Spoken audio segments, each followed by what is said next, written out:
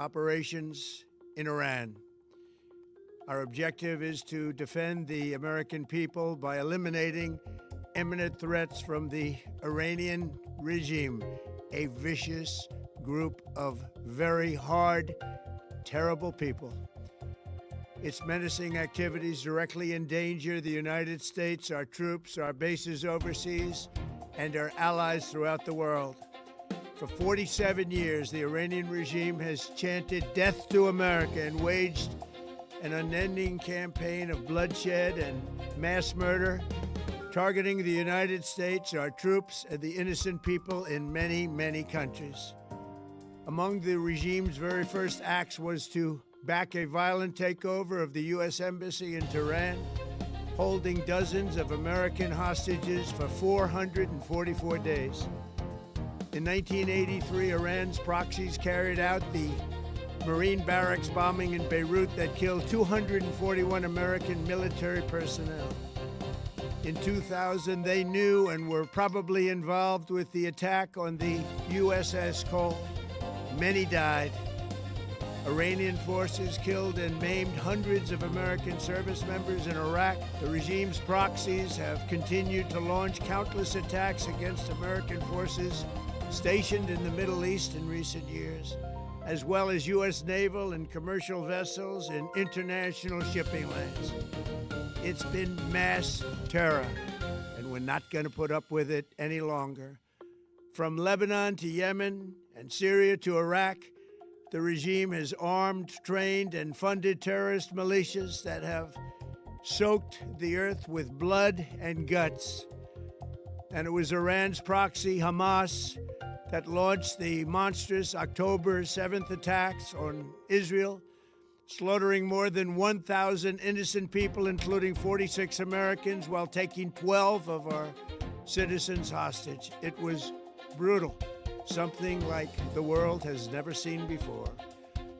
Iran is the world's #1 state sponsor of terror and just recently killed tens of thousands of its own citizens on the street as they protested. It has always been the policy of the United States, in particular my administration, that this terrorist regime can never have a nuclear weapon. I'll say it again, they can never have a nuclear weapon. That is why in Operation Midnight Hammer last June, we obliterated the regime's nuclear program at Fordow, Natanz, and Isfahan.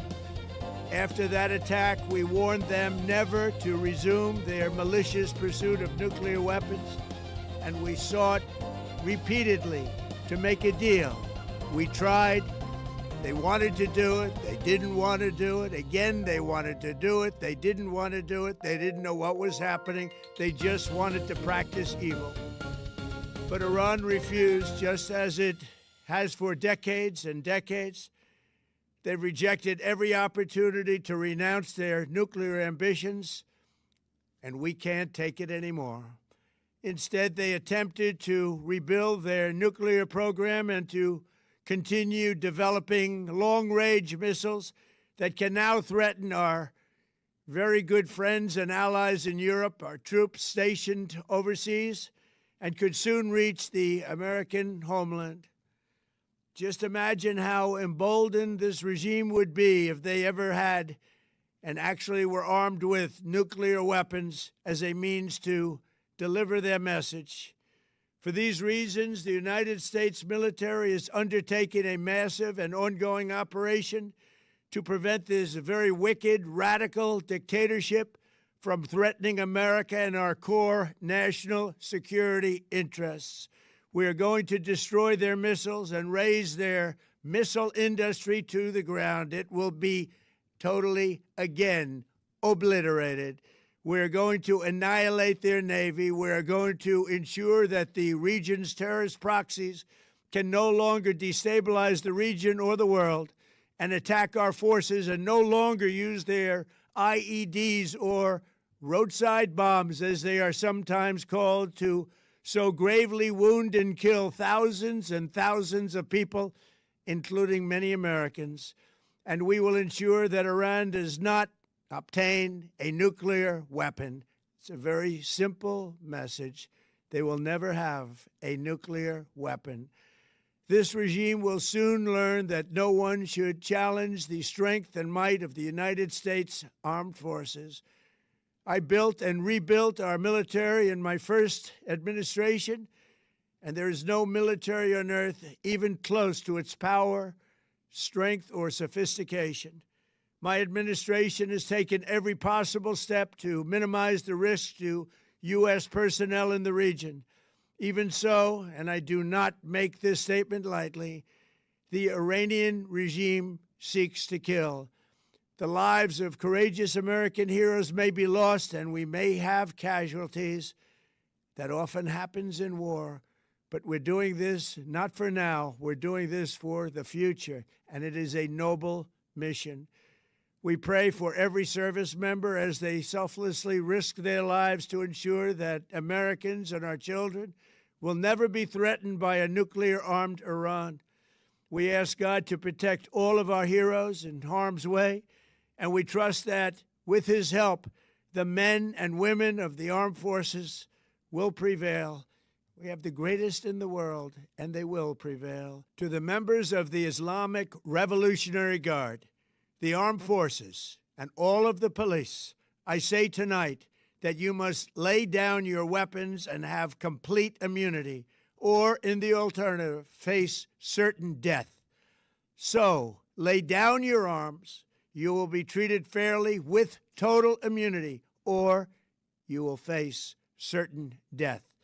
Finally, to the great, proud people of Iran, I say tonight that the hour of your freedom is at hand. Stay sheltered. Don't leave your home. It's very dangerous outside. Bombs will be dropping everywhere. When we are finished, take over your government. It will be yours to take. This will be probably your only chance for generations. For many years, you have asked for America's help, but you never got it. No president was willing to do what I am willing to do tonight. Now you have a president who is giving you what you want. So let's see how you respond. America is backing you with overwhelming strength and devastating force. Now is the time to seize control of your destiny and to unleash the prosperous and glorious future that is close within your reach. This is the moment for action. Do not let it pass. May God bless the brave men and women of America's armed forces. May God bless the United States of America. May God bless you all. Thank you.